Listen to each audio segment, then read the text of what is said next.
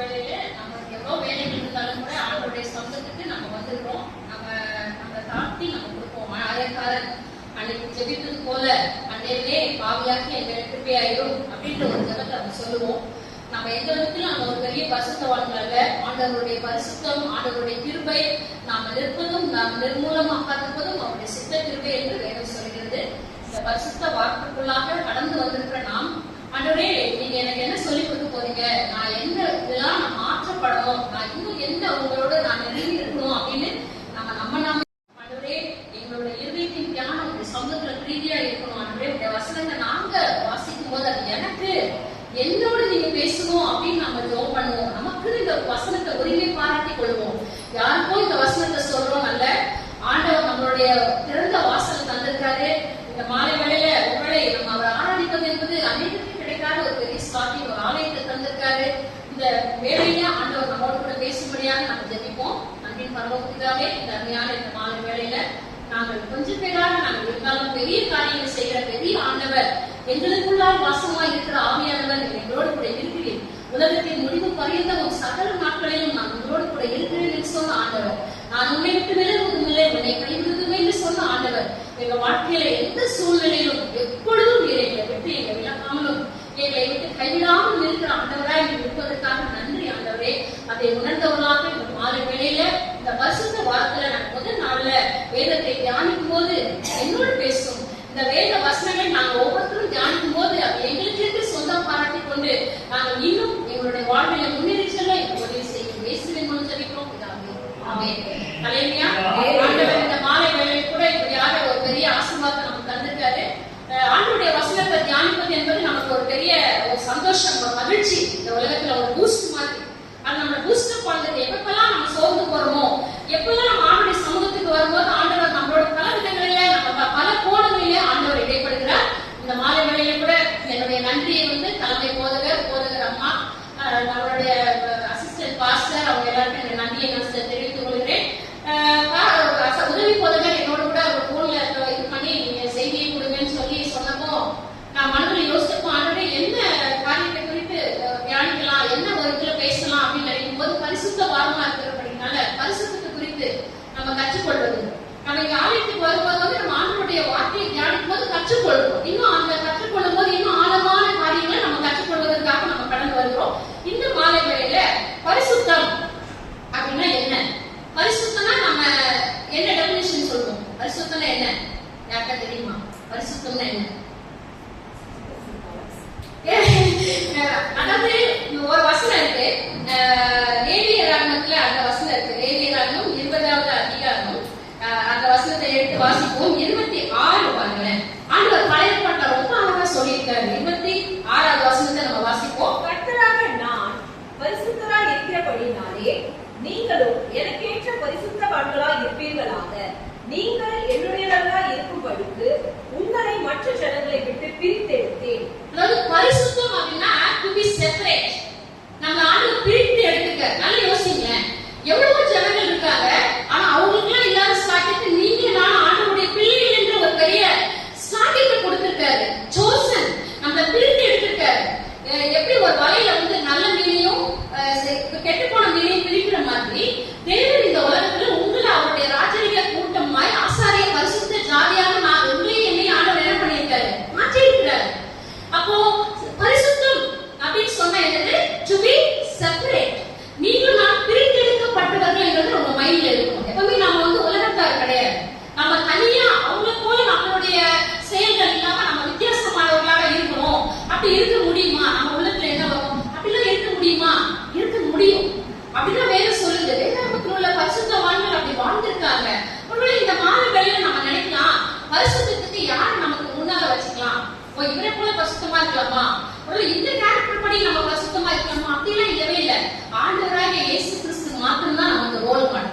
வேற யாரையுமே பரிசுத்தத்துல ஆண்டவர் சொன்னாரு, உங்களில் யார் என்னை இது பண்ண முடியும், அது பரிசுத்தத்துல என்னை யாருமே என்ன பண்ணவே முடியாது, நீங்க என்னை குற்றப்படுத்தவே முடியாது அப்படின்னு அவ்வளவு ஒரு பெரிய பரிசுத்தம் ஆண்டவராகிய இயேசு கிறிஸ்து மாத்திரம்தான். சரி, ஏன் நம்ம பரிசுத்தமாக வாழணும்? அதற்கு நம்ம வாசித்த வேத பகுதியிலே நம்ம பதில் இருக்கு. ஏன் நம்ம பரிசுத்தமாக வாழணும் நம்ம சொல்லி பார்த்தா, முதல் பாயிண்ட் எதுக்கு ஆண்டவர் நம்மளை அழைத்த அவருடைய சித்தம். 1 Thessalonians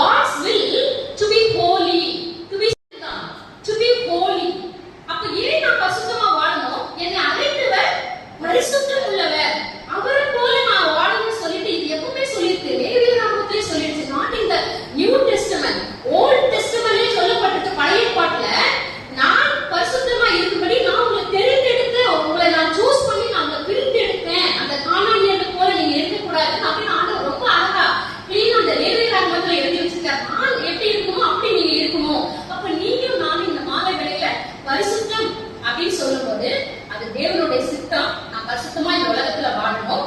ரெண்டாவது, ஆண்டவருடைய அழைப்பு நாம் பரிசுத்தமா வாழணும் என்று சொல்லி. சரி, இப்படி பரிசுத்தமா வாழ முடியுமா அப்படின்னு நமக்கு நிறைய கேள்விகள். ஏன்னா நம்ம வாழ்ந்துட்டு இருக்க உலகத்துல வந்து நிறைய காரியங்கள் இருக்கு, நமக்கு நிறைய சேலஞ்சஸ் இருக்கு, நிறைய சூழ்நிலைகள் நம்மள வந்து எப்படி நம்மள வந்து பாவத்திற்கு நேராக வழி நடத்தி, ஈவன் ஃபேமிலியில நம்ம போயிட்டு இருக்க அனுபவங்கள்ல திடீர்னு நம்மளுக்கு ஒரு இரிட்டேஷன் வரும், நமக்கு ஒரு வெறுப்பு வரும். நம்ம பல சூழ்நிலைகள்ல நம்ம பரிசுத்தத்தை இழந்துட்டோமோ, நம்ம ஆண்டவரை விட்டு தூரம் போயிட்டோமோ அப்படின்ற பல சூழ்நிலைகள்லாம் வரும். அப்படி பார்க்கும்போது வேதாகமத்துல நம்ம எப்படி பரிசுத்தமாக வாழ முடியும்? மூன்று காரியங்களை நம்ம தியானிக்க போறோம். வேதாகமத்துல வாழ்ந்த பரிசுத்தவான்கள் எப்படி அவங்க பரிசுத்தத்தை அந்த நாட்களை காத்து கொண்டாங்க அப்படின்றத குறித்து நம்ம பார்க்க போறோம். சங்கீதம் 42:1 பாருங்க. சங்கீதம் 42:1. மானானது நீரோடைய வாஞ்சித்து கதறுவது போல தேவனே என் ஆத்துமா உம்மை வாஞ்சித்து கதறுகிறது. எப்படி ஒரு மான் வந்து தண்ணிக்காக வாஞ்சித்து கதறுமா? முதல்ல உங்களுக்குள்ள ஒரு வாஞ்சை வரும். எப்படி வாஞ்சை வரும்? நான் பரிசுத்தமா வாழணும் அப்படின்ற ஒரு என்ன இருக்கணும்? தாகம்.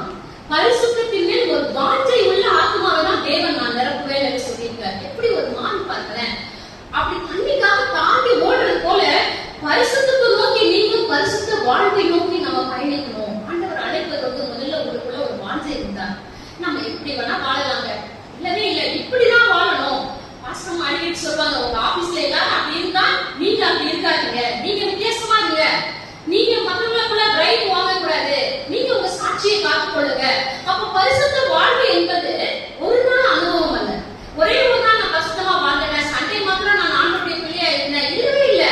என் வாழ்க்கையின் கடைசி வரைக்கும், என்னுடைய மரணம் வரைக்கும் நான் எப்படி பண்ணணும்? என் பரிசுத்தத்தை பாதுகாத்துக் கொள்ளணும். சரி, யார் வந்து ஒரு வாஞ்சையோடு இருந்தா அப்படின்னு நம்ம பார்க்கும்போது தானியேல் 1:8 வாசிப்போம். தானியேலுடைய வாழ்வில் எப்படி அவர் வாஞ்சையோடு இருந்தார், பரிசுத்தமான ஒரு வாழ்வுக்காக எப்படி அவர் வாஞ்சையோடு இருந்தார் என்பதை பார்ப்போம். தானியேல் ராஜாவின் போதனத்தினாலும் அவர் தானப்பழம் திராட்சை ரசத்தினாலும் தன்னை தீட்டுப்படுத்தலாகாதென்று தன் இருதயத்தில் தீர்மானம் பண்ணிக்கொண்டு தன்னை தீட்டுப்படுத்தாதபடி தானியேலின் தலைவனிடத்தில் வேண்டிக் கொண்டார். கொஞ்சம் யோசிச்சு பாருங்க, தானியேல் வாழ்ந்தது பாபிலோன்ல சிறைப்பட்டு போனாரு. அவர் இப்படி வேணா இருக்கலாம், ராஜா சாப்பாடு கொடுத்துருக்காங்க, நீ சாப்பிடணும் ஆகணும்ன்ற ஒரு கண்டிப்பான சூழ்நிலையில அவர் என்ன சொன்னார்? அவருடைய வாஞ்சை பாத்தீங்களா உள்ள, I want to be Holi, நான் பரிசுத்தமாய் வாழணும், நான் என்னை தீட்டுப்படுத்த மாட்டேன், இந்த மாதிரி கடவுளுக்கு பிரியமில்லாத ஒரு காரியத்தை நான் புசிக்க மாட்டேன். எப்படி ஒரு ஸ்ட்ராங் அந்த மனசுக்குள்ள இருந்த வாஞ்சையை தேவன் நிறைவேற்றுவாங்க. இந்த மாலை வேளையில நான் சொல்றேன், உங்களுக்கும் எனக்கும் ஒரு வாஞ்சை இருக்கணும். ஆண்டவரை போல நான் பரிசுத்தமா மாறணும், ஆண்டவரே உங்களை போல நான் பரிசுத்தமா வாழ எனக்கு பலன் கொடுங்க. அப்போ நம்ம உள்ள வாஞ்சை இருந்ததுன்னா ஆட்டோமேட்டிக்கா ஆண்டவர் என்ன கொடுப்பாரு? கண்டிப்பா பலன் கொடுப்பாரு. பரிசுத்தமா வாழ தானியேல் பாருங்க என்ன சொல்றாரு, நான் இருந்தாலும் என்னை தீட்டுப்படுத்தவே மாட்டேன், ஒரு தீர்மானம் பண்றாரு. இந்த நாளை வேளையில நம்மளுடைய ஆவிக்குரிய வாழ்க்கையில நம்ம ஒரு தீர்மானத்தை பண்ண போறோம். என்ன பண்ண போறோம்? ஆண்டவரே நான் பரிசுத்தமா வாழ வாஞ்சிக்கிறேன், ஆண்டவரே அனுதினமும் என் பரிசுத்தத்தை பாதுகாத்துக் கொள்ள எனக்கு கிருபை தாங்க. Daily day to day life அது போலயே இருக்கணும். என்னுடைய வாயின் வார்த்தைகள் எப்படி இருக்கு, என்னுடைய இருதயத்தின் தியானம் எப்படி இருக்கு, நம்மள நாமளே பரிசோதித்து அறிவதற்கு தான் இந்த 2 காலங்கள். ஆண்டவர் அநேக கோணங்களை நம்மளோட பேசுற செய்திக்கு பஞ்சமே இல்லை. நம்ம 40 நாள் அதிகாலை எழுப்பி வரோம், தியானிக்கிறோம், தவறுகளும் தண்டனைகளும் எப்படி அவங்க தவறுனாங்க, சோ இதுக்கு என்னெல்லாம் கொடுக்கப்பட்டது, அப்ப நான் இதுல எப்படி என்னை நான் மாற்றிக்கொள்ளணும், அநேக காரியங்களை நமக்கு எடுத்து சொல்றாரு. அவ்வளவு திறந்த வாசல்கள் ஆண்டவர் தந்திருக்காரு. தானியேலை போல நம்மளுக்கு கூட ஒரு வாஞ்சை ஆண்டவர் மேல இருக்கணும். ஆண்டவரே நான் இதனால் என்னை என்ன பண்ண மாட்டேன், தீட்டுப்படுத்த மாட்டேன். என் சரீரத்தை, என் உள்ளத்தை, என்னுடைய மனதை, என்னுடைய கண்களின் பார்வையில், என்னுடைய இருதயத்துல நான் என்ன யோசிக்கிறேன். ஹோலின்னு சொல்லும் போது only God can see. நம்மளுடைய உள்ளத்தை ஆண்டவர் ஒன்றிதான் பார்க்க முடியும். பரிசுத்தத்துல நம்ம எந்த அளவு இருக்கணும் யோசிப்போம். ஒரு கிராஃப் போட்டு பார்க்கலாம். ஆண்டவருக்கும் என்னையும் வைத்து பார்க்கும்போது நம்ம எங்கேயோ இருப்போம், ஆனா நம்ம மனசுல ஒரு எண்ணம் இருக்கும், ஆண்டவரே நான் உள்ள போல வாழ எனக்கு உதவி செய்ய ஆண்டவரே, என்னால முடியல. It's not possible. Many times நான் நிறைய நேரத்துல அப்படியே என்னோட வாழ்க்கையில நான் தவறிடுறேன். அநேக நேரத்துல தவறுகிறோம் என்று வேதம் சொல்லுது. ஆனால் எழுந்து நீதிமான் விழுந்தாலும் என்ன பண்ணுவான்? எழுந்திருப்பான். 7 தடவை விழுந்தா எத்தனை தடவை எழுந்திருப்பான் ஆண்டு வேதத்தை சொல்லிட்டாரு. அப்ப இந்த மாறி வேளையில நம்மளுடைய உள்ளத்துல வந்து என்ன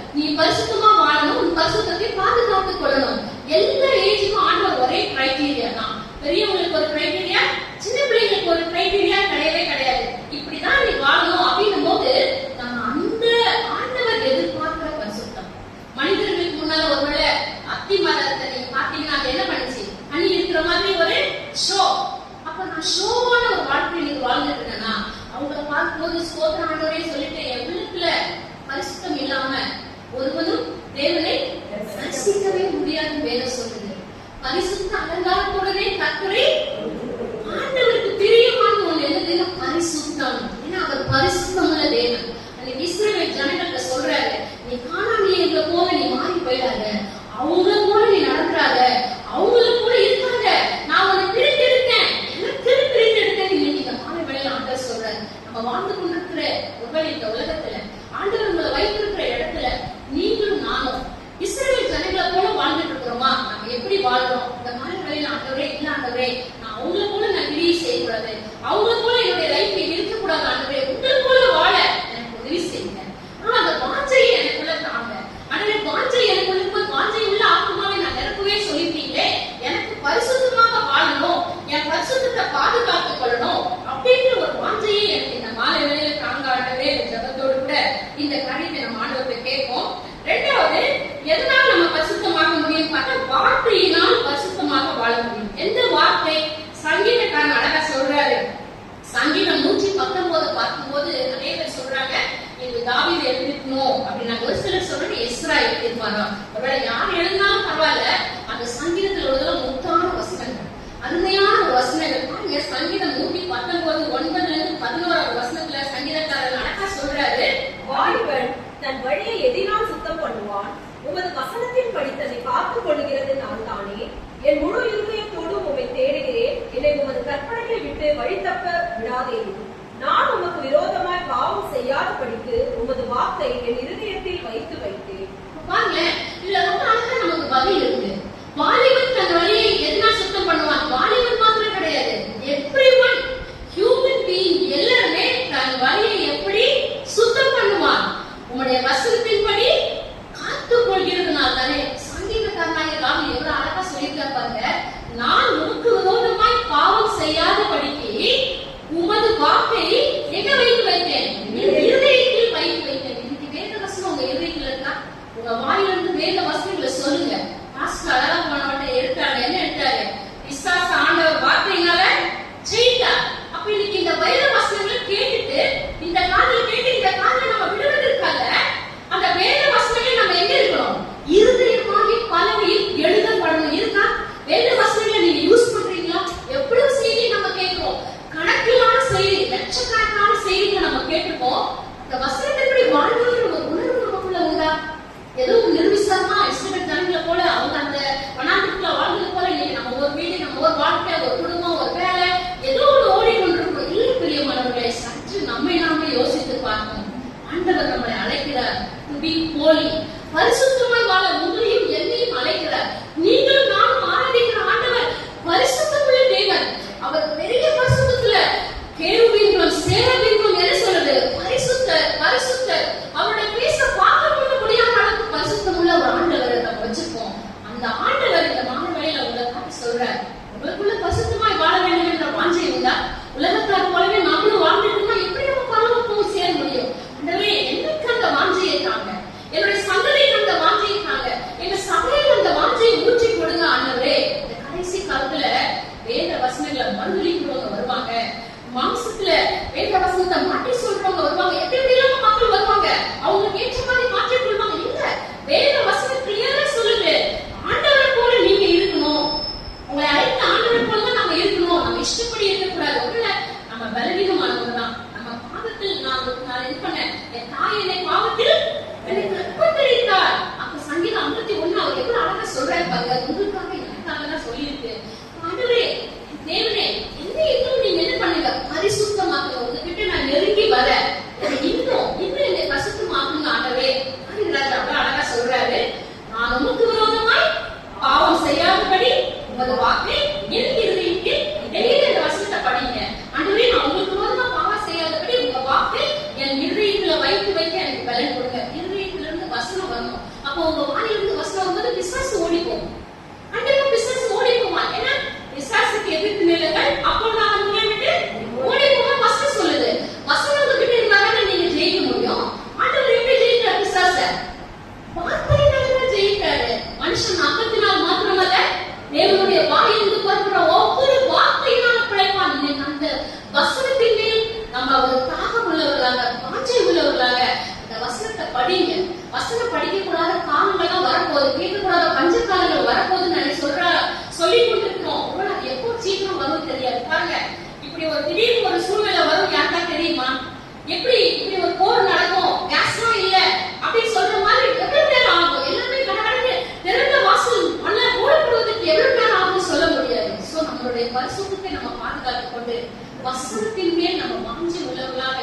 ஆண்டவர் இந்த மாலை வேளையில உங்களை என்னை அழைக்கிறார்.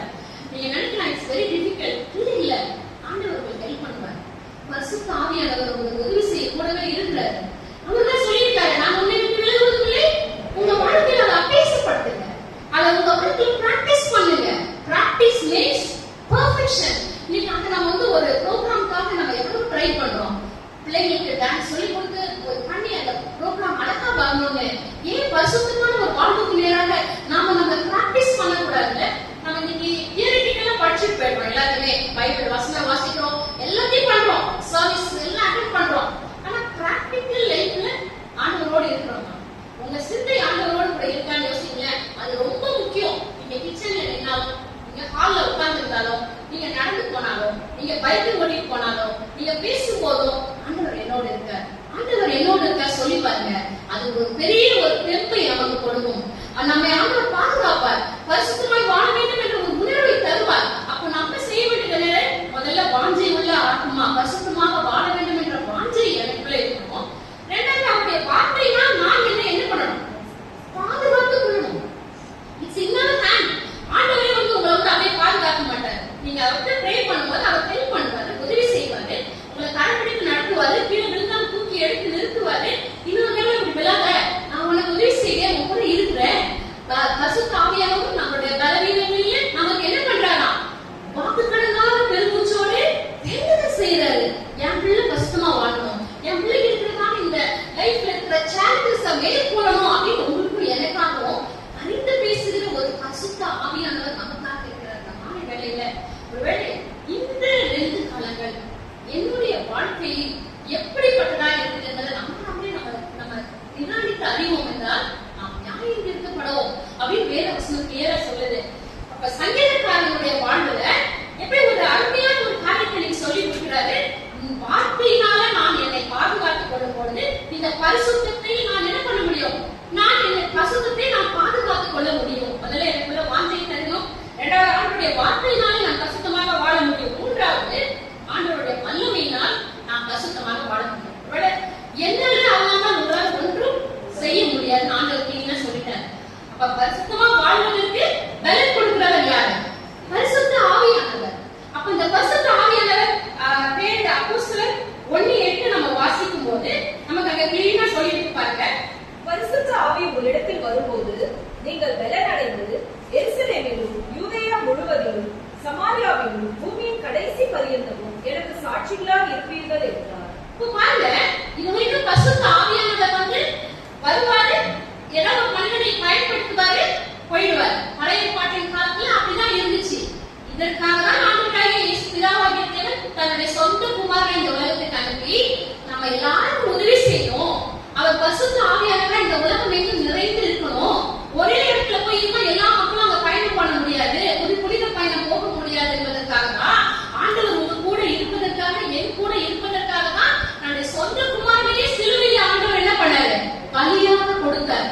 அந்த பலியாக கொடுத்த அந்த சிந்தனை, அந்த மீட்புக்காக கொடுத்த அந்த ரத்தத்தினால நாம என்ன பண்றோம்? அவருடைய பிள்ளைகளாக மீட்கப்பட்டிருக்கிற நாம் இப்போ அந்த பரிசுத்தமாய் வாழ்வதற்கு அவர் என்ன கொடுக்கிறாரு? பரிசுத்த ஆவியானவருடைய துணையை தந்திருக்காரு.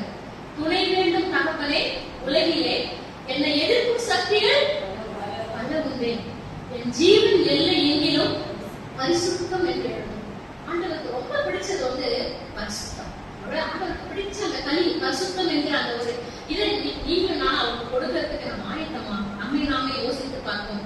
நம்ம வேத வசனத்தை நம்ம படிக்கும் போது ஆண்டவரே நான் எங்கெல்லாம் நான் குறையா இருக்கிறேன், எங்க பகுதிகளெல்லாம் நான் எங்க மாற்றப்படணும் ஆண்டவரே, என்னை உருவாக்குங்க ஆண்டவரே. நீங்க உருவாக்குகிற ஆண்டவர், நீங்க எனக்கு உதவி செய்யுங்க ஆண்டவர், எனக்கு உதவி செய்யுங்க நம்ம கேட்கும் போது ஆண்டவர் கண்டிப்பா உதவி செய்வார். பேருக்கு பாருங்களேன், சாதாரண ஒரு மீன் பிடிக்கிறவர் ஆண்டவர் அவர் அழைத்தார்.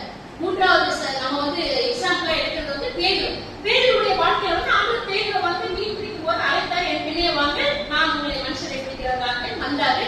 பேரு ரொம்ப ஸ்ட்ராங், ரொம்ப பெய்த ஆண்டவர் கூட வேகமா வந்தாரு. ஏன் காரியங்களெல்லாம் செய்தாரு. நீ என்ன யார் என்று சொல்கிறாய் சொல்லும்போது என்ன சொன்னாரு? ஜீவனுள்ள தேவனுடைய குமாரனாகிய கிறிஸ்து. அப்ப இது உனக்கு வந்து மாம்சமும் ரத்தமும் சொல்லல, பரலோகத்தில் இருக்கிற பிதா உனக்கு வெளிப்படுத்தினார். வெளிப்பாடுகள் எல்லாம் பெற்றவர் பின்வாங்கி போக முடியுமா? முடியும். அதே பேரு என்ன பண்ணாரு? ஆண்டவர் என்ன பண்ணாரு? மறுதலிச்சிட்டாரு. பாருங்களேன், இல்ல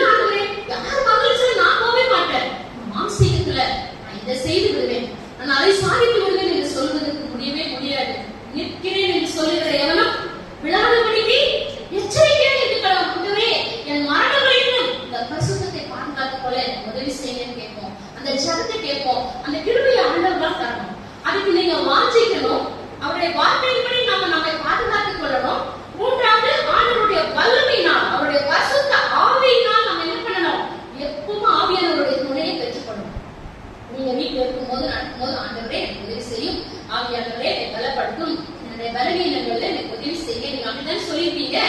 நான் உன்னோட கூட இருப்பேன்னு சொன்னீங்களே, நீங்க என்னோட கூட இருங்க ஆண்டவரே அப்படி பேசி பாருங்க. ஒரு ஃப்ரெண்ட் கிட்ட பேசுற மாதிரி பேசுங்களேன். அந்த ரிலேஷன்ஷிப் உங்களுக்கு வித்தியாசமானதாக மாறிடும். ஆண்டவர் கண்டிப்பா உதவி செய்வார். அவரை நோக்கி கூப்பிடுகிற அந்த இடத்துக்கு அவர் நான் வருவேன்னு சொல்லியிருக்காரு. அப்ப ஆண்டவருடைய வேத வசனங்கள் என்ன பண்ணுவதில்லை, மாறுவதில்லை இல்லை.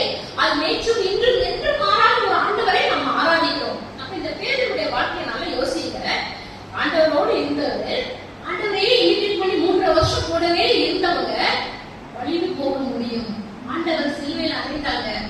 எல்லாரும் எங்க போனாங்கன்னே தெரியவே தெரியாது. திடீர்னு பேர் சொல்றாரு, நான் மீன் பிடிக்க போறப்பா. நிறைய சுபாவங்கள் வந்துடும் நம்ம வாழ்க்கையில, நிறைய நேரத்துல தலை கொடுக்கும்.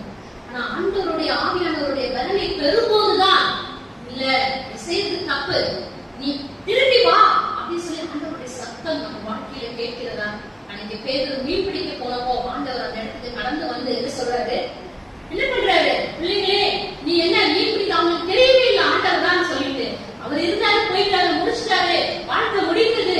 நம்ம நிறைய நேரத்துல நினைக்கணும்ல, என்ன விசுவாசம், என்ன வாழ்க்கையில நிறைய சோதனைகள் என்னால மேற்கொள்ள முடியல, நிறைய நேரத்தில் நம்மளால பதில் காண முடியல, அநேக கேள்விகள் நம்ம உள்ளத்துல எழுணும். அந்த நேரத்துல நீங்க என்ன செய்யணும், ஒரே விசுவாசத்தை பாதுகாத்துக் கொள்ள பலன் கொடுத்தாங்க. எனக்கு உங்களுடைய பரிசுத்த ஆவியினால எனக்கு பலன் தாங்க.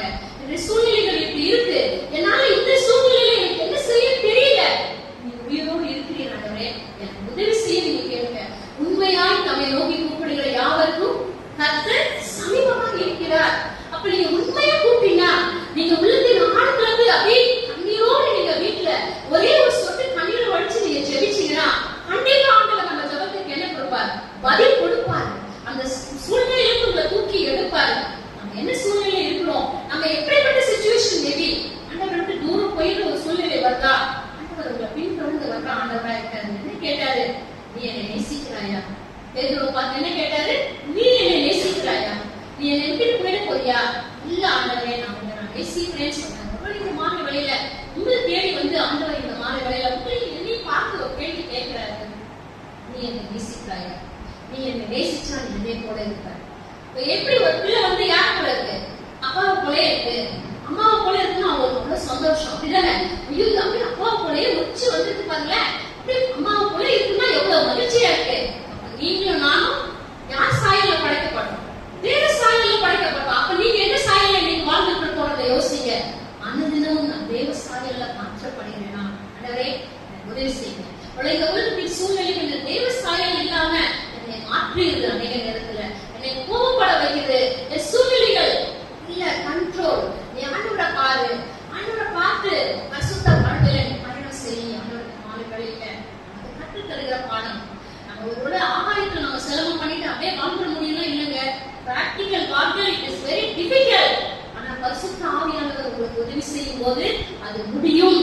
என்னை பலப்படுத்துகிற கிறிஸ்துவினாலே எல்லாவற்றையும் செய்ய எனக்கு பலன் உண்டு. அந்த வசனத்தை ஆணித்தரமா சொல்லுங்க.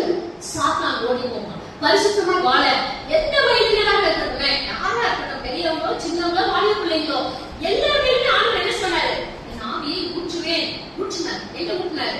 அப்போஸ்தலர் 2ஆம் அதிகாரத்துல கர்த்தருடைய ஆவியானவர் ஊற்றப்பட்ட பொழுது யோவேலுடைய தீர்க்கதரிசனமாக நிறைவேறப்படுது. இருவருக்கும் பயந்து போயிருந்த ஒரு பேரு எப்படி மாறுறாரு? பரிசுத்த ஆவியின் வல்லமையை பெற்றவுடனே மறுதலித்த பேரு, பின்வாங்கி போன பேரு, அப்படியே ஆண்டவருடைய வல்லமையால நிரப்பப்படுறார் பாருங்க. அதுதான் அபிஷேகமாக மாறி ஆண்டவருடைய வல்லமையால நிரப்பப்பட்ட போது அவர் அங்க பாருங்க. அப்போஸ்தலர் 2:14 என்ன சொல்றாங்க, இவங்க என்ன குடிச்சு விரிச்சு என்ன பண்ணிட்டு இருக்காங்க, எல்லாருக்கும் பேசிட்டு இருக்காங்கன்னு சொல்லும்போது தைரியமா எப்படி பேசுறாரு பேரு. அப்பொழுது பேதுரு 11 கூட நின்று அவர்களை நோக்கி உரத்த சத்தமாய், யூதர்களே, எருசலேமில் வாசம் பண்ணுகிற ஜனங்களே, நீங்கள் எல்லாரும் அறிந்து கொள்வீர்களாக என் வார்த்தைகளுக்கு செவி கொடுங்கள். அப்ப எப்படி ஒரு தைரியம் எங்க வந்துச்சு? அவருக்கு ரொம்ப தைரியம் இல்லாத ஒரு மனிதன் அந்த இடத்துல பரிசுத்த ஆவியானவர் அவரை பலப்படுத்துகிறார். பரிசுத்த ஆவியானவர் உங்களுக்குள்ள வரும்போது உணர்ச்சி வசப்படுவதல்ல பிரியமானவர்களே, உள்ளத்திலே அசைவும் மாற்றமும் வர வேண்டும். இன்னைக்கு அப்படி இருக்கா? நீங்க அங்க போயிட்டா அப்படியே எங்கேயோ பரலோகத்துக்கு போன மாதிரி இருக்கு. பரலோகத்துக்கு உங்க வாழ்க்கையில நீங்க நடைமுறையில நீங்க இது பண்ணணும், நம்ம அபியாசப்படுத்தணும். நம்ம அந்த போயிட்டு அப்படியே அந்த ஆராதனையில கலந்து கொண்டோம், அப்படியே பரலோகம் இறங்கி வந்துச்சு. பரலோகம் என்ற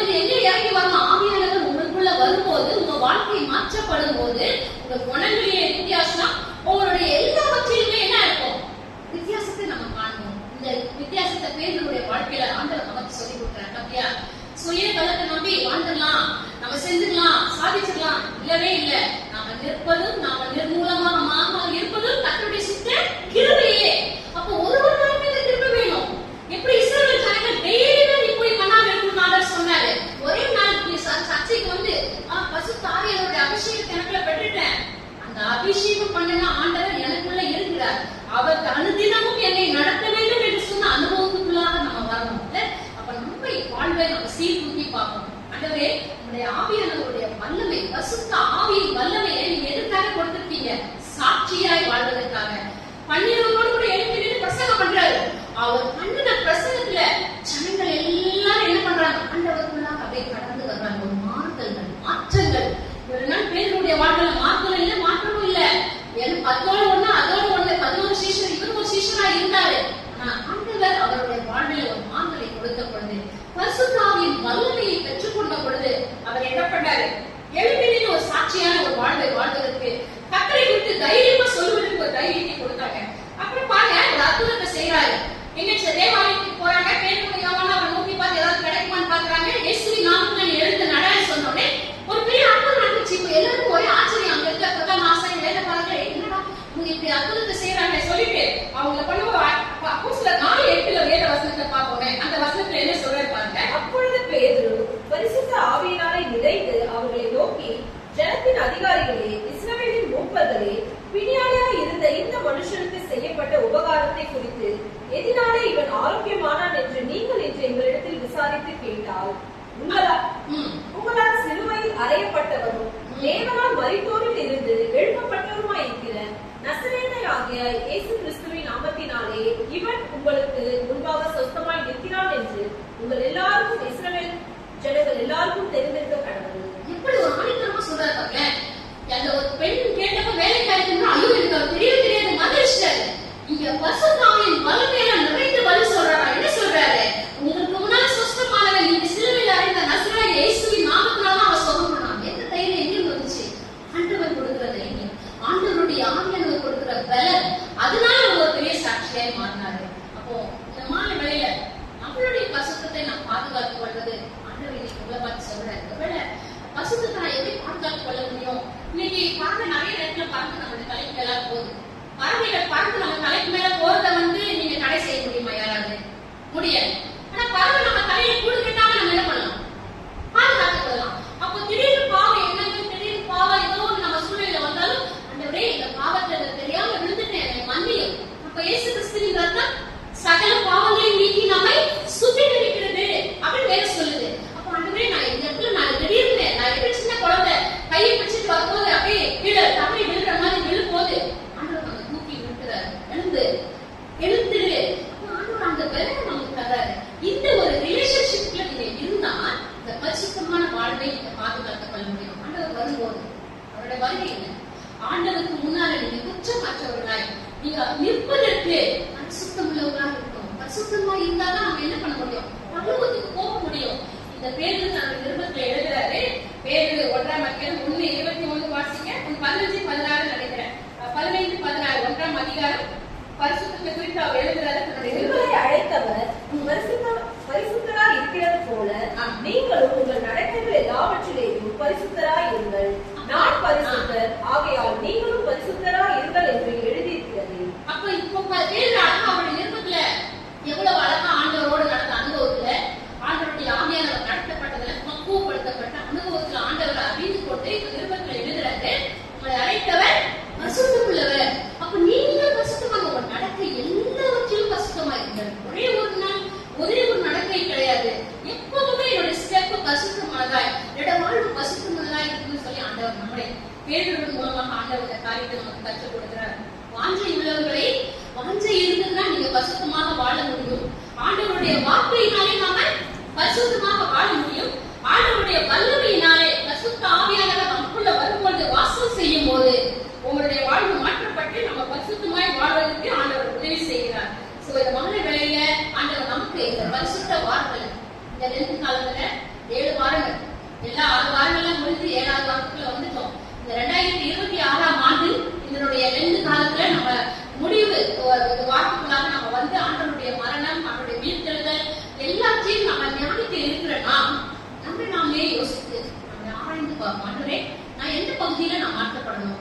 நீங்க என்னை வாட்ச் பண்ணிட்டே இருக்கிறீங்க, என்னை பார்த்து கொண்டே இருக்கிறது நீங்க ஒருத்தர் தான். என்னை நிறைய நேரத்துல எல்லாரும் பார்க்க முடியாது, ஆனா உங்களுக்கு முன்பாக என்னுடைய வாழ்க்கை எப்படி இருக்காங்க, என்னை மாற்றுங்க ஆண்டவரே. எனக்கு அந்த வாஞ்சைக்காக என்னுடைய உள்ளத்தை வேத வசனத்தினால நான் பாதுகாத்துக் கொள்ள, வார்த்தையினாலே என் வாழ்வை நான் பாதுகாத்துக் கொள்ள எனக்கு உதவி செய்யுங்க. மூன்றாவது காரியம், ஆண்டவருடைய வல்லமையினாலே அந்தினம் ஜபத்தினாலும் வேத வசனத்தினாலும் நம்ம என்ன பண்ணணும்? நிரம்பி இருக்கணும். ஒரு பறவை பறப்பதற்கு ஒரே ஒரு ரெட்டை வச்சு பறக்க முடியுமா? வசனம் மாத்திரம் போதும், ஜபம் மாத்திரம் இல்ல. நம்ம சிந்தை ஆவி ஆத்மா முழுவதுமே என்ன பண்ணணுமா? பரிசுத்தமாய் பாதுகாக்கப்படணும். ஆண்டவர் வரும்போது அவருக்கு முன்னால் நம்ம நிக்கிறதுக்கு நம்ம ஆயத்தம். ஒருவேளை இந்த மாலை வேலையில ஆண்டவர் எப்படிப்பட்ட ஒரு தருணத்தை கொடுத்தார். ஒரே ஒரு சின்ன ஒரு குட்டி இதை சொல்லிட்டு நான் முடிக்க ஆசைப்படுறேன். ஒரு கோடாலியை எடுத்துக்கொண்டு மரம் வெட்டி என்ன பண்ணாரா, மரத்தை எல்லாம் வெட்டுறதுக்கு போனார். அவர் ஒரு நல்ல ஷார்ப்பான ஒரு கோடாலியை வச்சு என்ன பண்ணிட்டு போறாரு, ஷார்ப்பா எல்லாத்த கையில எடுத்துட்டு வேகமா போய் மரத்தை வெட்டுறாரு. நிறைய மரத்தை வெட்டுறாரு, மரத்தை வெட்டி சாய்க்கிறாரு, நிறைய பணம் வருது, நல்ல இது பண்றாரு. நாள் ஆக ஆக ஆக அவரால் அந்த ஸ்பீட்ல அந்த மரத்தை என்ன பண்ண முடியல, வெட்ட முடியல. ஆட்டோமேட்டிக்கா ஸ்லோ ஆயிடுச்சு. அவர் யோசிக்கிறாரு, ஏதோ நான் ஒரு மரத்துல வெட்டி சாய்ப்பேன், இப்ப எனக்கு என்ன ஆச்சு, நான் ஏன் இப்ப இந்த ஒரு சூழ்நிலையில இருக்கிறேன், என்னால வெட்ட முடியலையே, வெட்டி பார்க்கறேன், வெட்ட முடியல. ஆனா அவர் யோசிச்சு பாக்குறாரு, அந்த கோடாலியை எடுத்து பாக்குறாரு. அந்த கோடாலி என்ன ஆச்சு, மழுங்கி மழுங்கி மழுங்கி வெட்டி வெட்டி என்ன ஆச்சுங்க, மழுங்கி போச்சு. இன்னைக்கு இந்த மாலை வேளையில நம்ம வாழ்க்கையும் கூட நம்ம இறுதியும் கூட அவரோட மழுங்கி போயிருக்காங்க. உடனே அவர் என்ன பண்ணாரு, யோசிச்சார், தன் தவறை உணர்ந்தார். ஏன் இவ்வளவு ஃபாஸ்டா எல்லா வேலையும் செய்து இன்னைக்கு ஏன் என்னால இந்த வேலையை செய்ய முடியலன்னா, என்னுடைய வாழ்க்கையில என்ன பண்ணிடுச்சு, மழுங்கி போயிருக்கு. இந்த கோடாலியை போய் ஷார்பன் பண்ணி நான் வெட்ட ஆரம்பிச்சு திருப்பி நான் போய் என்னுடைய வாழ்க்கையை வேலையை தொடர்வேன் அப்படின்னு சொல்லி அந்த மனிதனுக்கு அந்த இதை மரத்தை வெட்டுவதற்கு விரைந்து போய் எது பண்ணலாம், அந்த கோடாலியை போய் ஷார்பன் பண்ணலாம். இன்னைக்கு நம்ம பரிசுத்தமான வாழ்வு, நமக்கும் ஆண்டவருக்கும் இருக்கிற உறவு எப்படி இருக்கு? அதே இந்த மாலை வேலையில நம்ம பெரிய காரியத்தை இல்ல, இன்னைக்கு சின்ன காரியம் நீங்க எங்க கூட இருக்கும் போது பெரிய காரியத்தெல்லாம் சாதிக்க முடியும். பெரிய ஆண்டவர் உங்களுக்குள்ள இருந்தா நீங்க என்ன பண்ண முடியும், பெரிய பெரிய காரியங்கள்லாம் சாதிக்கலாம். அந்த சின்ன இதயத்துல அப்படியே என்னோட கூட இருக்கிறீங்கன்றத நான் ஒரு நாள் நான் என்ன பண்ணணும், அதை அக்னாலேஜ் பண்ணணும். என் கூட ஆண்டவர் இருக்கிறாரு, எனக்கு உதவி செய்கிறார், என் கட்டுப்பிடித்து நடத்துகிறார், இதை நாம சொல்லுவோம். அப்ப இன்னைக்கு நம்ம வாழ்க்கையில மாற்றப்பட வேண்டிய பகுதிகள் எந்த பகுதி, எப்படி பிளண்டா இருக்கு, ஆண்டவரோடு இருக்கிற அந்த ரிலேஷன்ஷிப்ல எந்த பகுதியை நான் இன்னும் ஷார்பன் பண்ணி அவர்கிட்ட நான் நெருங்கி போறோம், அந்த ரிலேஷன்ஷிப்புக்குள்ளாக நம்ம இன்னும் நிலைத்திருப்போம். நம்ம பரிசுத்தத்தை பாதுகாத்துக் கொள்வோம். நாம் அழைத்தவர் பரிசுத்தம் உள்ளவர். அதே போல நம்ம வாழ்க்கையில நம்ம நடக்கையில எல்லாவற்றிலும் பரிசுத்தத்தை நம்ம பாதுகாத்துக்கணும். ஆண்டவராக இயேசு கிறிஸ்து வரப்போகிறார். அவர் எப்போ வருவார் தெரியாது. அவர் வருவதற்கு